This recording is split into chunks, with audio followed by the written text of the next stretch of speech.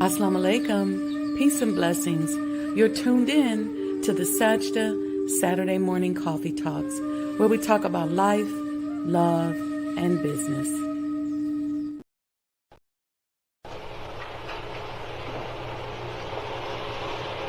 O Allah, guide me among those whom Thou hast guided aright, and preserve me among those whom Thou hast preserved, and befriend me among those whom Thou hast befriended. Bless me in whatsoever Thou dost grant me, and deliver me from the evil of what Thou hast judged. Surely Thou judges, and none can judge against Thee, and he whom Thou befriendest is not disgraced. Blessed art Thou, O Lord, and exalted be Thee above what they set up besides Thee. I bear witness, nothing deserves to be served besides Thee, and I bear witness that Muhammad is Thy servant and apostle. Amen. The Honorable Elijah Muhammad taught us that history develops the springs and motives of human action, which display themselves most powerfully in the destiny of man. History actually motivates and stimulates human action. Sometimes you may not know what to expect from yourself. But if you only could read the autobiography of someone from among your people who has achieved, then that tells you what is possible to do. Black people in America have labored without understanding the realm of possibility for black people. And because we don't know what is possible for us as a people to achieve, we labor under the misconception that the accomplishments of Caucasian people should be our guide. And as a result, we keep on trying to be like them rather than trying to be ourselves. This is a result of being robbed of history.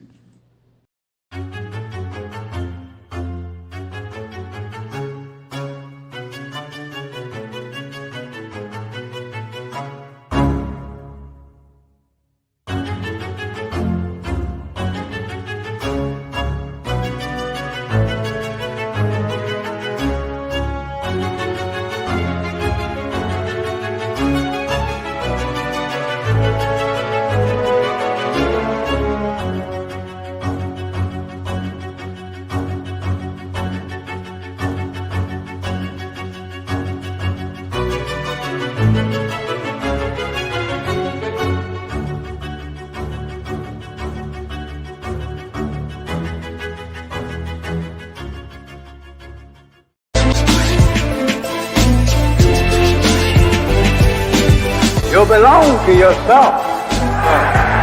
You're an independent people, created from the nation of free people. Yes, sir. You don't need to go nowhere but to yourself. Yes, sir. There will be a great separation. Yes, sir. So I said, it is on now. The college is meant to prepare you for your future. That the time dictates that if we don't do something for ourselves as a people, we will be destroyed. And the aim of the enemy right now is to take us out. We have God with us. We have Him as our guide. Yes, sir. We don't have to stand around here and ask the question, what must be done? Yes, sir. Get up and let's go and do something. Yes, sir. We cannot sit down. We cannot lay down. Yes, sir. We must get up. Yes, sir. And go to work. Do you know what real joy is in life? Visioning something and bringing it into reality. That's real joy. Do you know what the next step in joy is? Behold how good and how pleasant it is for brethren to dwell in unity. Tonight, you need to fasten your seatbelts. We're going to hear from some of the greatest minds in the world. I don't know about you, but I'm tired of trusting our future and the future of our children into the hands of those who don't love us. I believe we need to revitalize black leadership.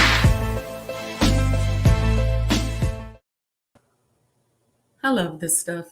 Assalamu alaikum. Assalamu alaikum. Peace be unto you all. Wa alaikum salam to those of you in the chat. Good morning to everyone. Welcome, welcome. Man, happy Saturday. Did y'all see our Sajdah House sponsorship video that I showed? Wa alaikum salam, Brother Stanley. So I wanted you all to see this, but these are the Mary Magdalene statues that were commissioned for us to give away with our sponsors, to the sponsors, to those who sponsor or become a sponsor for Sajdah House. So if you want a sponsorship package, you just have to go to sajdahhouse@gmail.com, send an email, just say, I want to be a sponsor. You can say, I want to buy a coin, whatever it is you want to do, and we'll make sure we get that done for you. But this statue,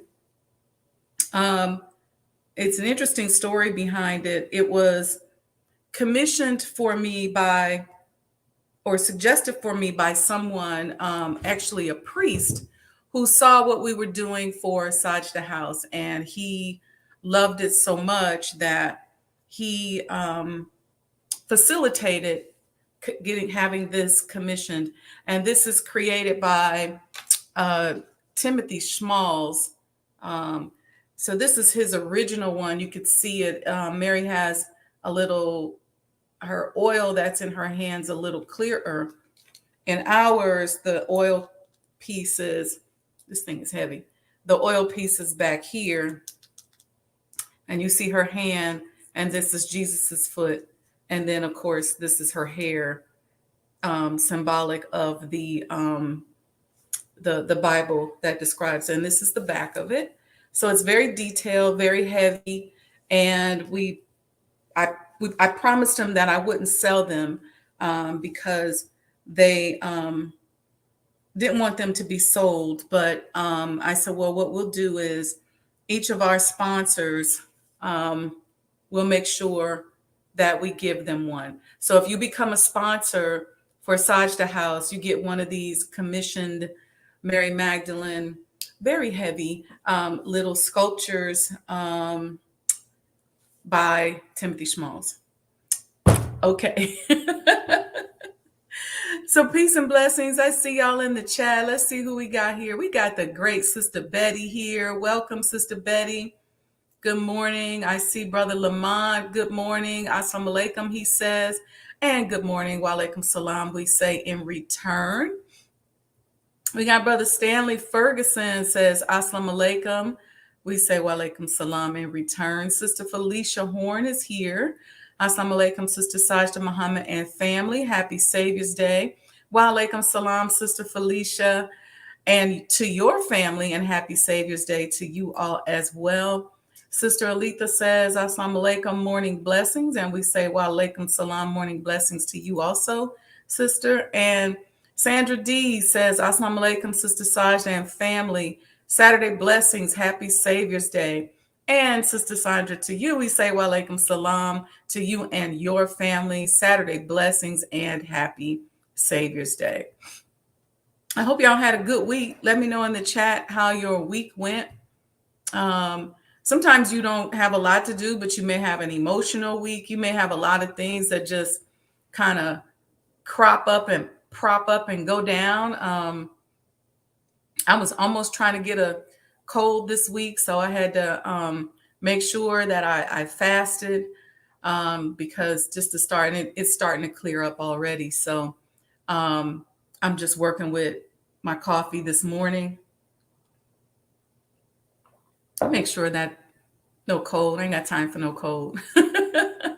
um, anyway, man, so many interesting things was happening this week in the news. One of the things I thought that was really interesting was the brain chip that they made a big deal out of, that Elon Musk successfully implanted into a human. And it's a chip that is, he didn't invent it. It's already, it already exists. Um, but it's interesting because, let me say, how do I say this? I just say it. Anything that mimics the attributes of Allah and the attributes that we are taught that we will acquire when we follow the laws of civilization as given to us by the Honorable Elijah Muhammad and the Honorable Minister Louis Farrakhan, um, is what they're looking to create technology to mimic. So they want to fast track, right? So instead of taking time to fast and pray and feed on the word and align your mind and all of that, they're like, look, we just put a chip in your head and you'll be tuning in to each other. You'll be communicating without words. You'll be moving things without touching them. So I found that to be quite interesting, how they're just trying to advance themselves in society, if you will, without doing the work. Almost like, let me trump the God that's on the scene and let me show y'all how we can do it. So I thought that was something that was quite interesting. Allah always uses technology. Remember, I see some of y'all coming in. Brother Ronald, welcome. Walaikum salam, sir. Greetings and peace in paradise. Brother Victor, walaikum salam, sir. Brother Jonathan, good morning. And assalamu alaikum, peace be unto you as well. Allah always uses technology. I say this because oftentimes we're so afraid of technology. They scare us with AI but our lessons teach us to be right and exact, right down to the modern times. So if you're taught to be right and exact, she said, Sister Felicia said, I'm ditching and daring the spirit killers. That was my week. That's what my week was about. Oh yeah. Yeah. That's exactly right. You gotta get around them. But if he tells us to be right and exact, right down to the modern times, then the modern times is more than likely going to include technology. And that lesson has been around since the 30s. And, we've had this conversation. We had it on Thursday. We talked about it, where there was a time when there was no television. And then television came around and it was black and white. And people only had black and white television. That was technologically savvy. And there were people who were afraid of the television, afraid of the technology. Then we got colored television. And people were really afraid of that. Then there were people there was a time when there was no telephones. And telephones came about and people were afraid of the telephone. Then we got cell phones. People were afraid of cell phones.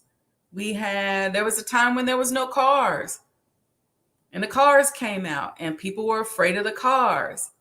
So don't be afraid. The God puts it right in our lessons. And for those of us who are not in the Nation of Islam, it's just real simple.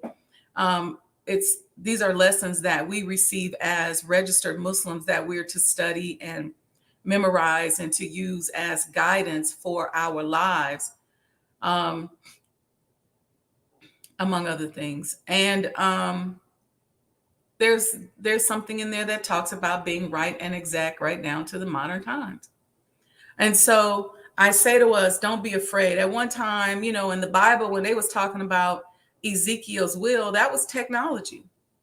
So remember, God always uses technology to push society forward. Everything new is oftentimes considered technology. People used to be afraid to buy items online. Now, most of us don't even buy things in the store. We only shop online. Um, People used to be afraid of doing so many things that they now do that are regular. So, trust me, if it's been invented or being inspired and invented by man and it's never been seen before, there's some divine intervention there. And there's a God somewhere that's real clear, okay, on what's going on. We can't even possibly touch the infinite wisdom of Almighty God Allah. We have no idea what kind of technology He has access to and what He's doing with technology. We have no idea.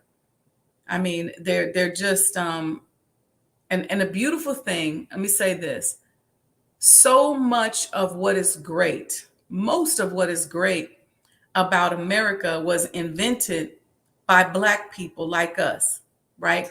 Because when you're working and you're the workers and an economy is being built on your back, you're always more than likely going to be the one who's going to find a better way to improve upon something, how to do something better.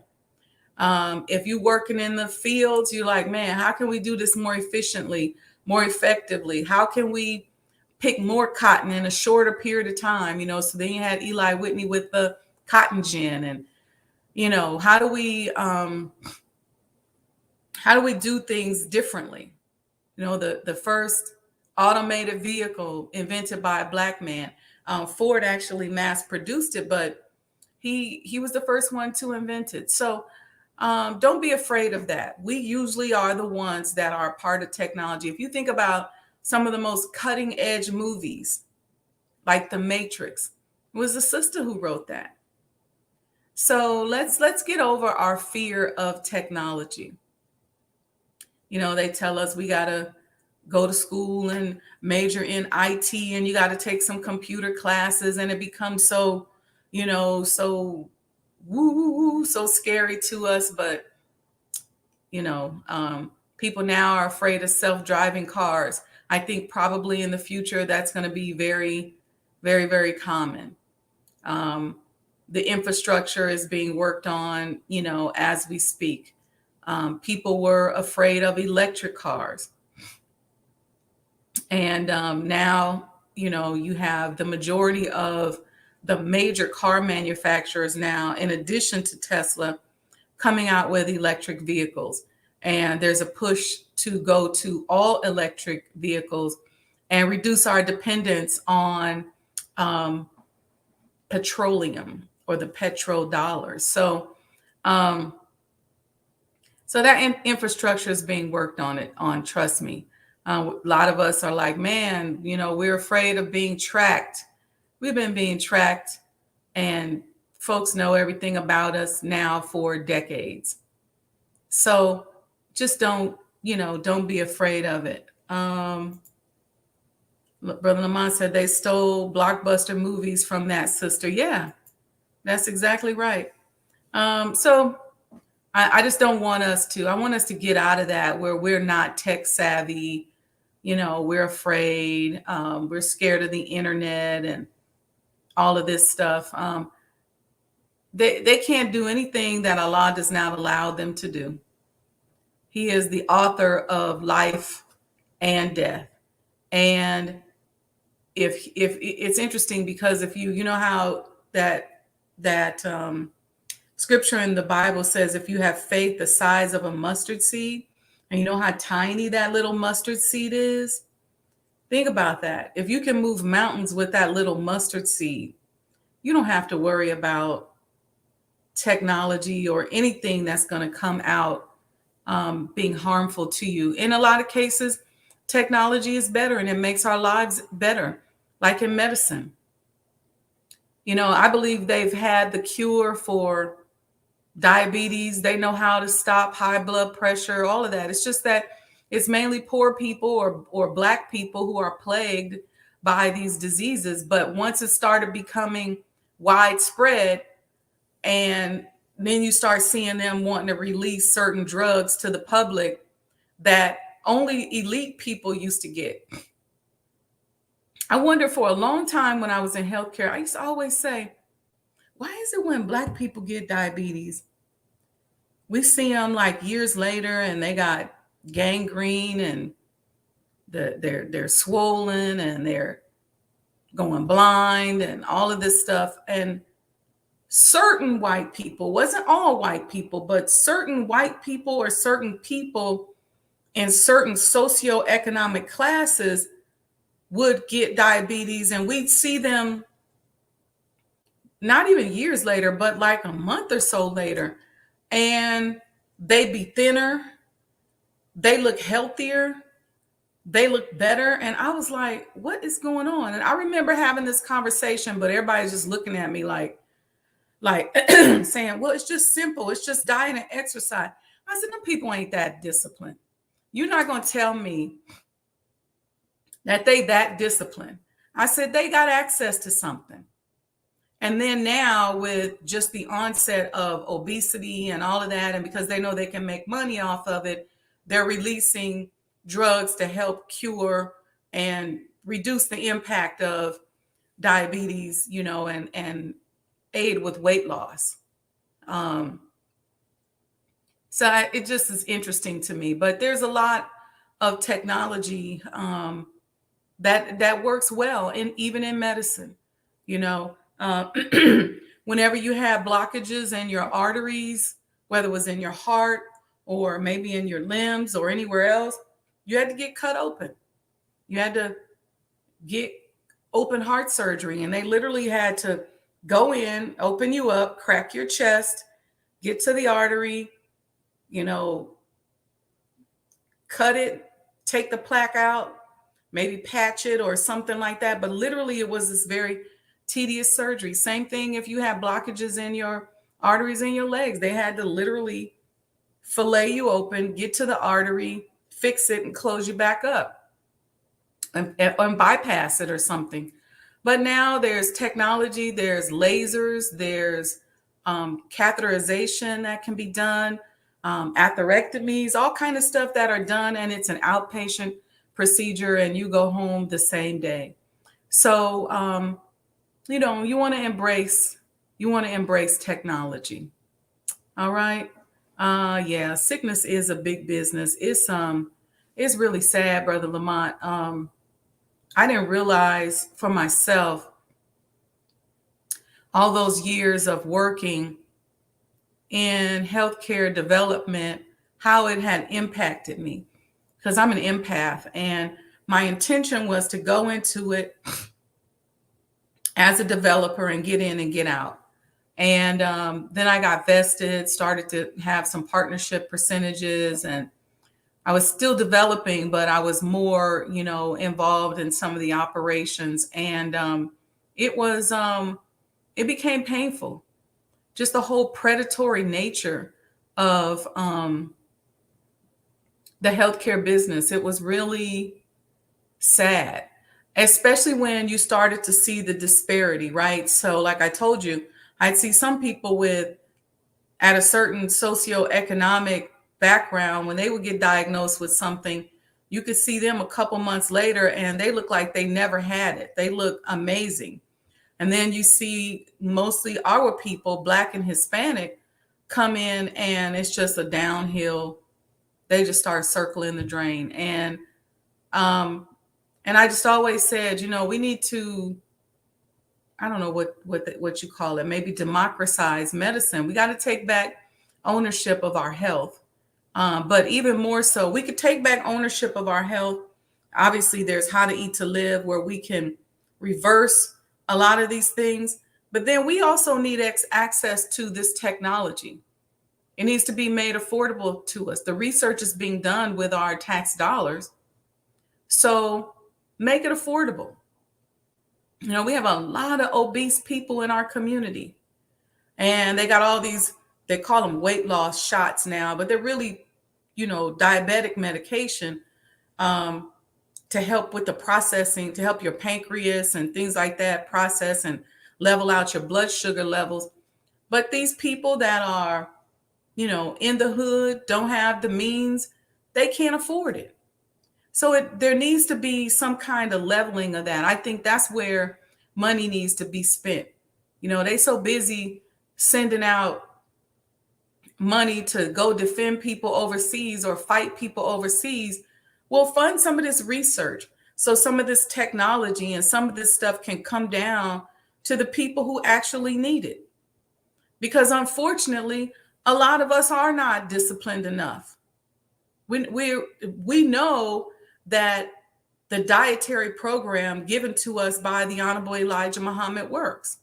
We know that. We have evidence of that. There's many of us that are living it, and we are walking examples that it works. You look at us, we're in our 40s and 50s, and we look like we're in our 30s. This is from this dietary program and feeding on this wisdom and knowledge. But a lot of our people can read the book till they're blue in the face. Some people, Muslims, and they don't have the discipline to do it. They just can't do it mentally.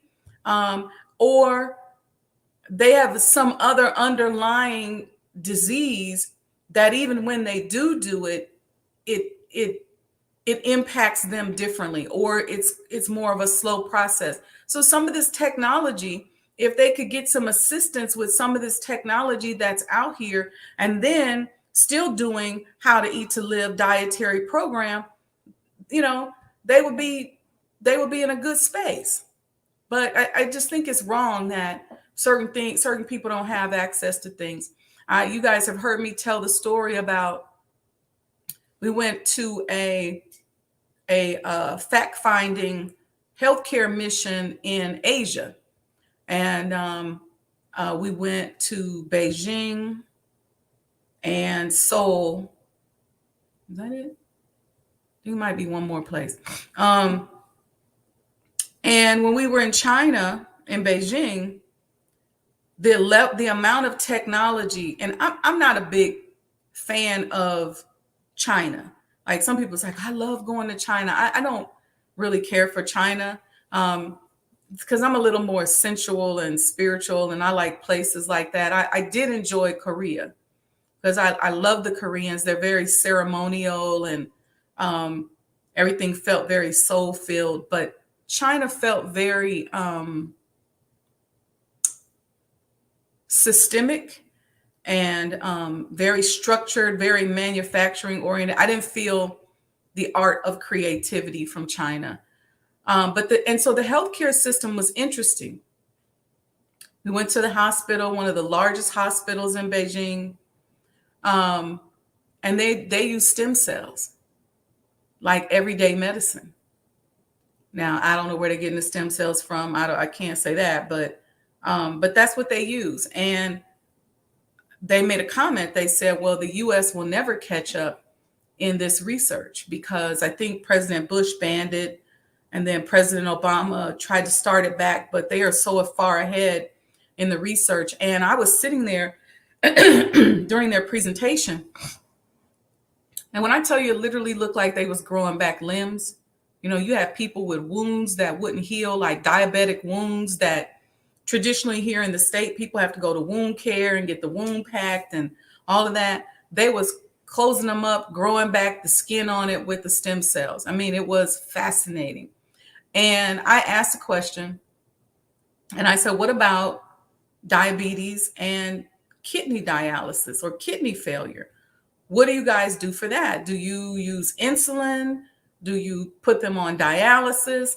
And they started laughing, and we had an interpreter. So I thought maybe I said something wrong, or maybe the interpreter added something, because I couldn't understand why they were laughing at me. And they was pointing like, old school, old school. And what they were saying was, that's old school. Insulin, dialysis, they're using stem cells. So it's just this kind of technology. And if you have money, of course, you can fly to Thailand and go to Bumrungrad Hospital and get some of these treatments for pennies on the dollars. But you have to have money, and your healthcare treatment cannot be dictated by whatever the insurance will pay for. And that's what happens to us. It's like the circumference of our knowledge is based on whatever they tell us is okay to do. But these people in other countries, they're restoring limbs in terms of dealing with spinal injuries using stem cells. People who are in comas getting stem cell treatment, and they start to see brain activity coming back and start to, sit up and move around. So there's there's a lot of technology out here that is good. Let me see what y'all talking about. Brother Ronald got a stethoscope there and some coffee. All right, how to eat to live, I think. Felicia Horn said Harriet leak cells are still being used in technology medicine world. They've been found cures for a lot of disease, but use it against the poor and Black people. Henrietta Lacks, I think that's her name. Yes, you're correct, sis. Miss Phoenix 91, Walaikum Salam from Toledo. Happy Savior's Day. Yeah, so I don't know. I didn't have a plan today on what I was going to talk to you guys about. I was going to talk to y'all about making sure you become a sponsor for the Honorable Elijah Muhammad House, and you get one of these beautiful commissioned Mary Magdalene sculptures. That's what I was planning on talking about, but we got off into healthcare and technology, and that's okay too. It's nice and heavy. But yeah, so it's just the use of technology is weaponized, I would say. It's definitely weaponized, where people at not only just certain socioeconomic levels, but people who are at certain knowledge levels with access know this kind of thing. I know it is beautiful, isn't it, Sister Felicia? So it's Mary Magdalene. She's got her oil right here. This is Jesus's foot. This is her hair going around here. You can go turn to the back. You can see her hair. But these were commissioned for us, for Sajdah House, to give away to our sponsors, for those of you who become sponsors. So that's a nice little incentive that you get. They asked us not to sell them, so we won't be selling them, but we will give them to sponsors. And you can get a sponsorship package. Just send an email to, put it in the chat, sajdahhouse@gmail.com. Put in the subject, I want to become a sponsor, and ask for a sponsorship package, and we'll send you back a sponsorship package. You can also send an email to that email address and say, I want to buy a coin, and we'll get them out to you today. We're blessed in Chicago to have 24-hour post office. So if you order today, we can get it right out to you. And if you forget all of that, just go to supportsajdahhouse.com. If you just want to donate, you can go to Cash App, $Sajdah Enterprises. But we got to start financing this stuff. I can't wait for the time where we Sister Letha says she absolutely loves it. Beautiful. I can't wait for the time where we as Black people are leaders in the technology space, and we can assist with making some of this technology accessible to our people. It's people out here dying from cancer and paralyzed and in comas, and they don't have to be. They just don't have to be. Of course, we have to fix our family structure, right? Because when people go down like that and they need some help, there has to be a strong family that supports that person, that's willing to fly to Thailand with you and willing to go to China or Korea with you. So anyway, back to the Asia trip. So in Beijing, when you walked into hospital, the main floor looked like a train station, and there were all these kiosks, and you literally could go up to the kiosk and check in and register to the hospital. You also could go to the kiosk and get your test results. And I was like, man, Americans, we too spoiled. We'll never go for that. But yeah, you could literally go up there, you put your card in or whatever code, and you could get your test results at these kiosks. When you got inside of the hospital, they had, I think it was 6 surgical floors. I'm talking about 6 floors of nothing but operating rooms and treatment rooms. They don't mess around a lot with medicine like that per se. It's like, when you come here, we're going to do something about it. You either going to get a treatment or a surgery, and then you're going to come back and, we'll see what happens. So you either would go to the treatment room, you might get stem cells, you might get these growth hormones. They had people in the ICU that they were given like these cocktails of like vitamins and growth hormones through their IVs. And, that it was very cutting edge like that. And then when we got to go into the OR, and in the locker room, the doctors, they got huge locker rooms for the doctors. And literally, you see them in there washing their clothes, washing out their underwear, because they're not literally, some of them don't even go home like for a whole week. So that's the thing that I'm not really feeling China about. I don't, even in some of the factories we went to, just going there and you see just rows and rows of these machines, and people are looking like they can't get up and go nowhere. Everybody looking the same and dressing the same. I just didn't care for that. But when we went to Korea, in Seoul, and went to the hospital there, and then also to a number of different manufacturing plants. But in Seoul, the hospitals were a little bit different because they also included like rehabilitation that was like outside. So it's like the hospitals look like little mini resorts. I was like, okay, I'm feeling this. So your recovery time, or during the day while you're in the hospital, you don't just sit up in the bed. You can go out, out your little patio door in your room and go out there and bathe in the sun. Remember, the Honorable Elijah Muhammad taught us that we should bathe in the sun at least once a year. Well, they were doing it as part of their healing.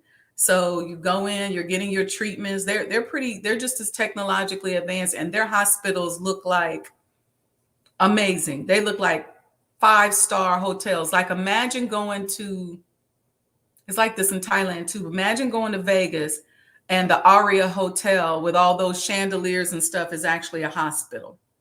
That's how it is. But then you could just walk right out and get your sun. You could get you some fresh juices. And so I was feeling that. Even in the factories in Seoul, it just felt a little more creative.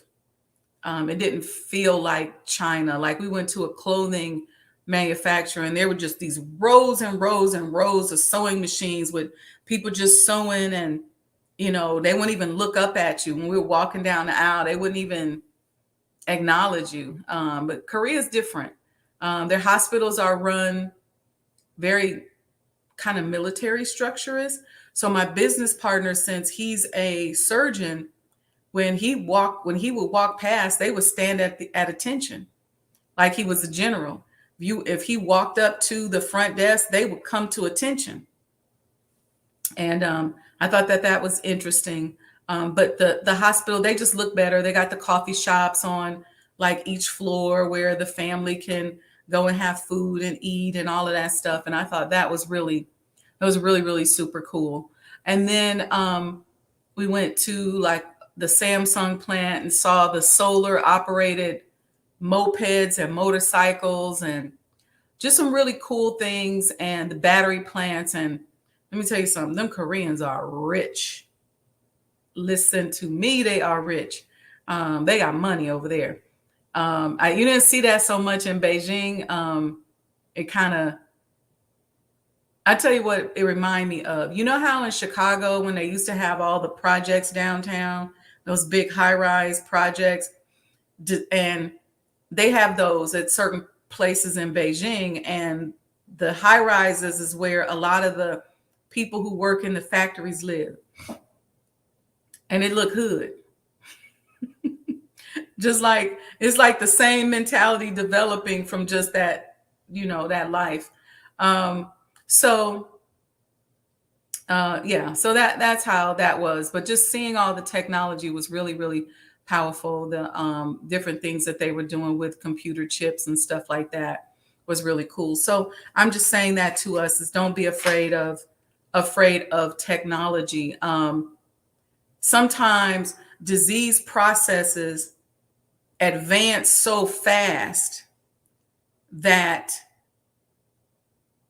it's a challenge to address them naturally. I'll say it that way.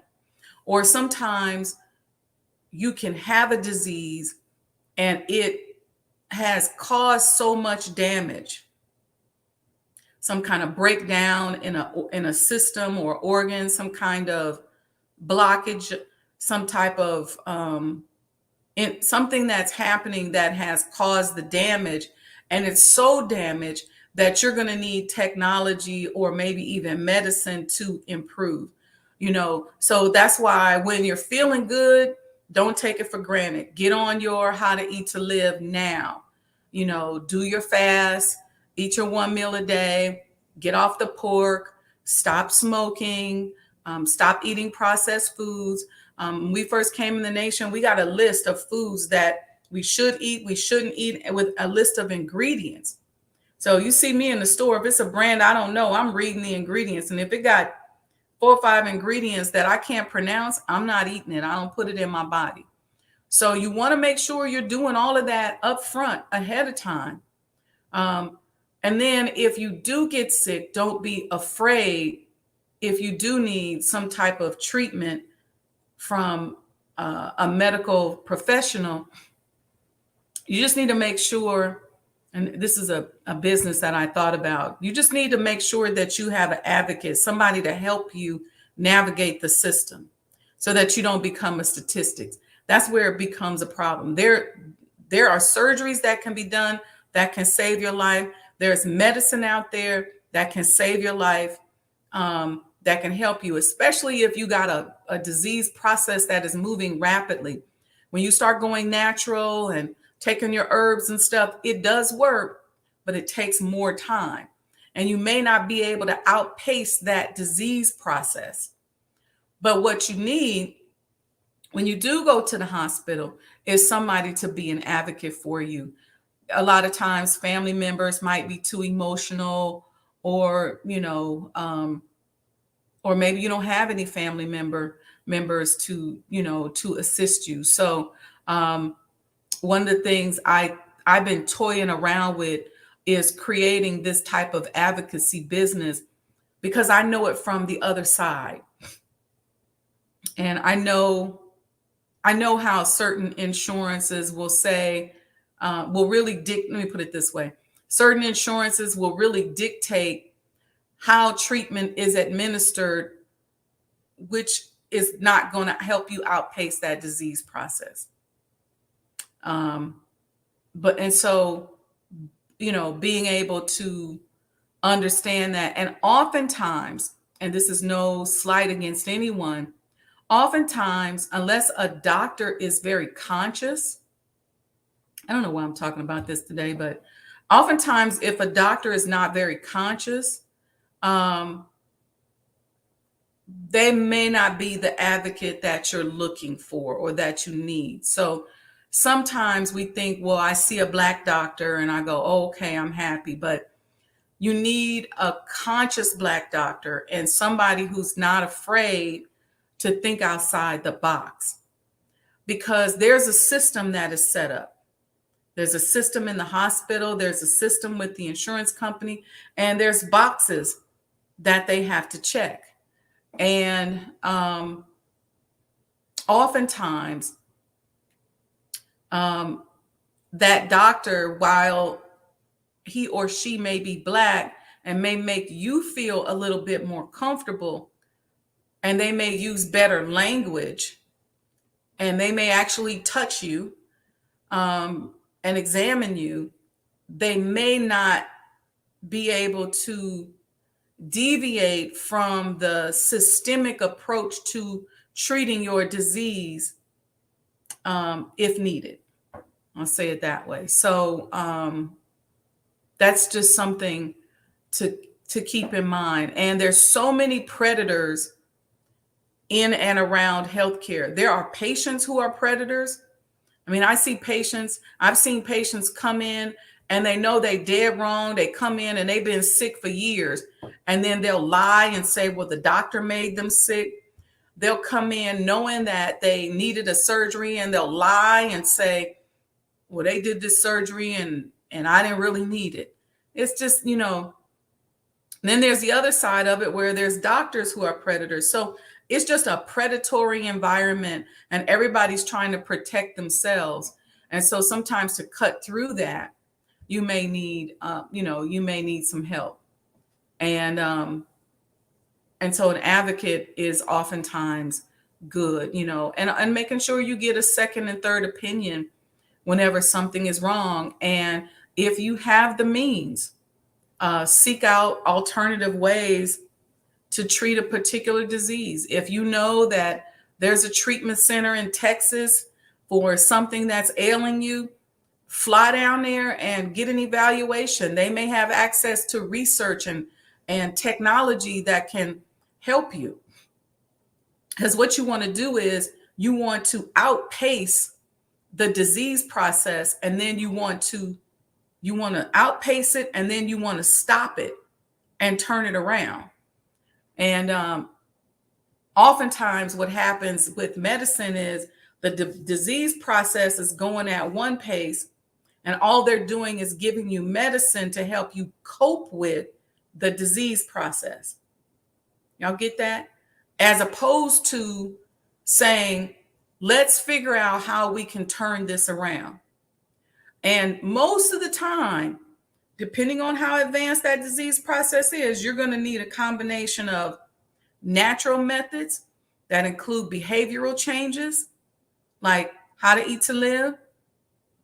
But you may also need some technology, and you may also need some kind of intervention. Let me say it that way. And I'll lump all of that in intervention. So you're going to have your lifestyle changes that you're going to have to do, but you're going to need a lot of times some type of intervention, somebody who's going to do something about it and not just prescribe you a medicine to help you cope with the disease process.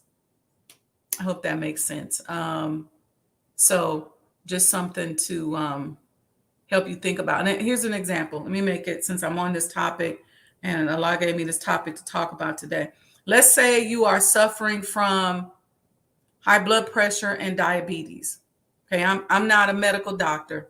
I'm speaking to you from my years of experience in the field. And I study quite a bit because I was always wanting to make sure that I advise people properly when they would come in to our office and we were their second, third, and fourth opinion. But let's say you suffer from high blood pressure and diabetes. You need behavioral lifestyle changes, okay? That's going to help you lose weight, get active, get that heart pumping and that blood flowing. All right, so you're going to need that.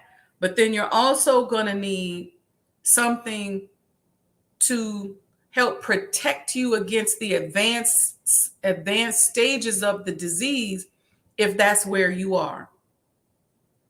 And then you need something that's going to help you turn it around. So, but what happens is we go in, we got high blood pressure, diabetes. They go, okay, let me give you this pill and this shot to just help you cope with it.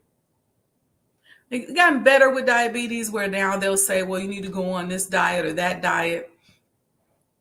It's almost impossible a lot of times for people, unless they're in those early stages that they sometimes will call pre-diabetic, which then they use that language and that makes people not take it very seriously. So, don't be afraid to try some of the, technology that's out there if needed. All right, so let's see. What are you guys saying in the chat? Brother Lamont said an advocate is a good idea. Brother Victor said the education and systems of this world limits our ability to think forward into something new. Mother Tanetta Muhammad, yeah, that's exactly right. Brother Stanley says advocacy would be perfect to help people find unknown treatment options. That's exactly right. For example, I saw a white man get offered a $30,000 pill for his advanced cancer. It worked. He's still alive. Grant funded. Yeah, that's exactly right. An advocate that can help you access alternative treatment routes, because what's going to happen is they're going to look at your insurance and they're going to say, okay, based on your insurance, this is what we're going to prescribe to you. But there might be something like a $30,000 pill, and maybe you go take one or two of them, and next thing you know, it turns that disease process around. Now all you got to do is keep up with your lifestyle changes. So, that's the kind of advocacy we needed. And I'm thinking that it probably needs to be a 501c3 so that we can help people who can't afford those alternative forms of assistance or surgeries that maybe their insurance isn't going to pay for. Because even if we give everybody health insurance, as President Obama attempted to do, it's still limited, right? And a lot of these insurance companies, they like to spend most of their money up front with gift cards and grocery cards and all this stuff. And when a person goes in the hospital and we call and say, hey, we got this person in the hospital, this is what we want to do, they say, oh no, we ain't paying for all that. And as a matter of fact, you only get 2 days in the hospital, so we don't care how sick they are. We want them up out of here after a while. So that thing happens all the time. And a lot of people don't have a place to go home to rehab to. And a lot of people aren't really ready sometimes to go home. But the hospital's like, no, this is what you came here for. This comes with a 2-day stay. And you got to stay. You got to really have a case manager and somebody to fight for you. So what we would do a lot of times at our facility is that we would just kind of assign people to be advocates for our patients.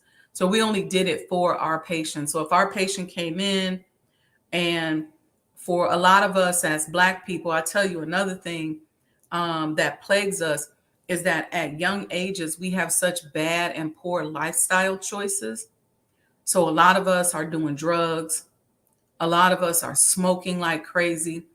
And these disease processes now are becoming more rampant at younger ages. But for many people, by the time they're in their 50s and 60s, they've blown their immune system out. They got all these different autoimmune disorders. They have uncontrolled diabetes or high blood pressure. Maybe their arteries. You hear the statement, I think it was Cat Williams, talking about people smoking their kneecaps off. They're so advanced because of their lifestyle choices when they were young. And that's another thing that we don't consider. And they come in and now they've kind of got their life together and they're ready to move on with their life, but they got all these health issues brewing underneath because of their lifestyle choices in their 20s and 30s. So it's just something to think about. And we have to make sure that we teach our children that we can't live. We gotta stop living like that. Some of us, in our 20s and 30s, we just feel like, I can eat whatever I want. We become sugar junkies and, all of these other kinds of things that we shouldn't be eating. And then we try to get it together when we're in our 50s and 60s. And we would have people that would come in and say, well, I used to smoke. So, well, how long did you smoke? I smoked from the age of 14 to, let's say, 30. They'll say something like that. But I'm 65 and I ain't smoked in 35 years. Yeah, but for those 20 years that you smoked when you was young, you done messed your arteries up.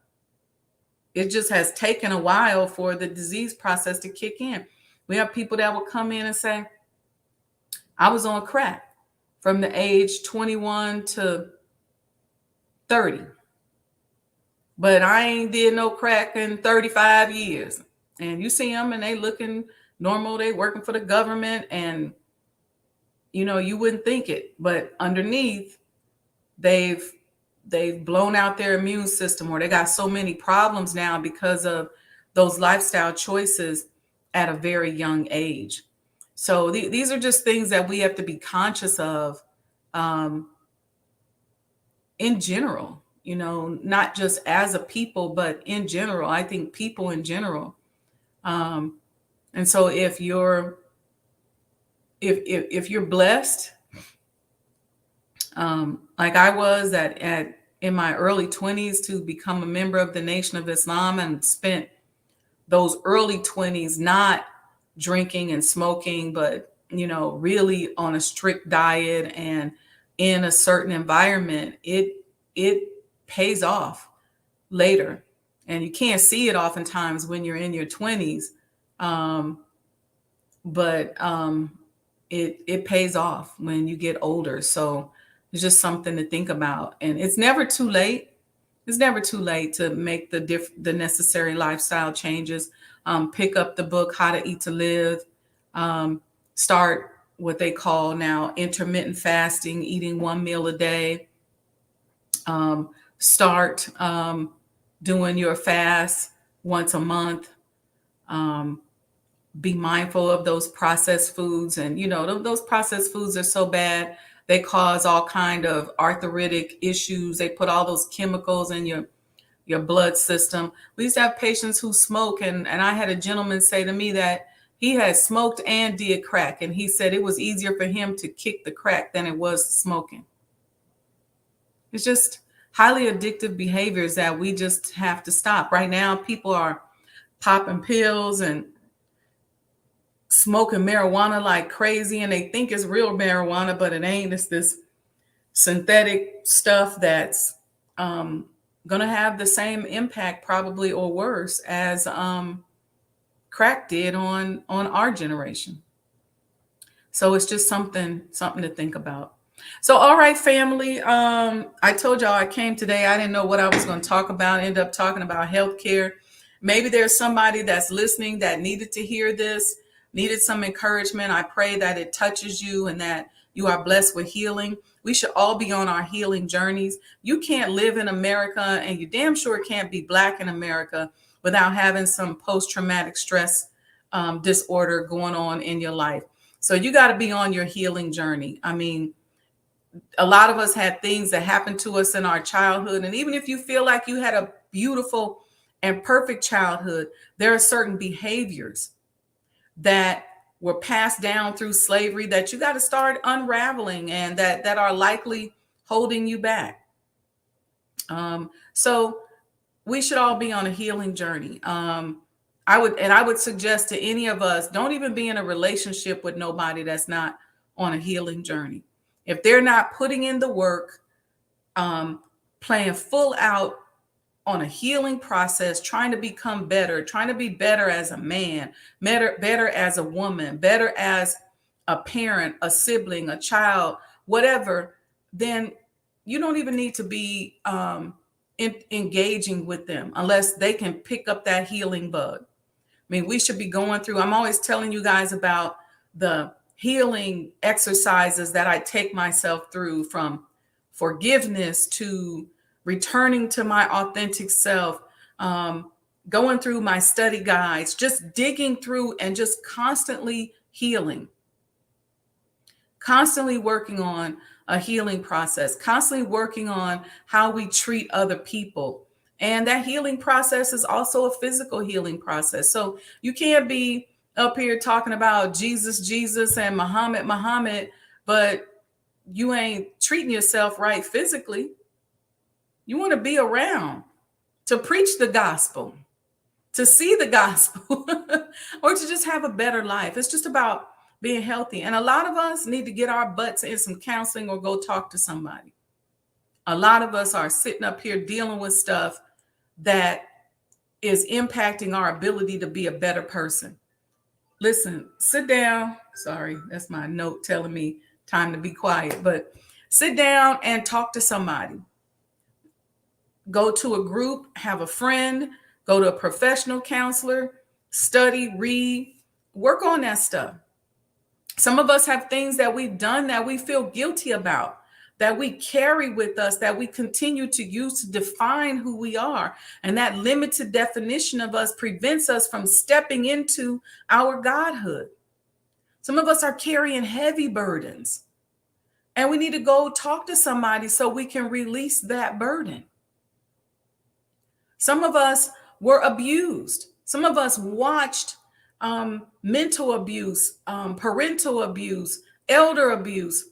Some of us were abused ourselves. So many women have been, and men have been sexually assaulted. And the thing about it with brothers is that if you ask just about any Black man, when was the first time you had sex? They probably gonna say 11, 12 years old. Who'd you have sex with? Oh, the lady down the street who was 18. My mama friend who was 24. Rarely is it somebody they age. That you're being abused. And if that was a woman, we would say, okay, she needs to get some counseling. She's been sexually abused. But brothers walk around carrying this stuff. So it's just time to heal.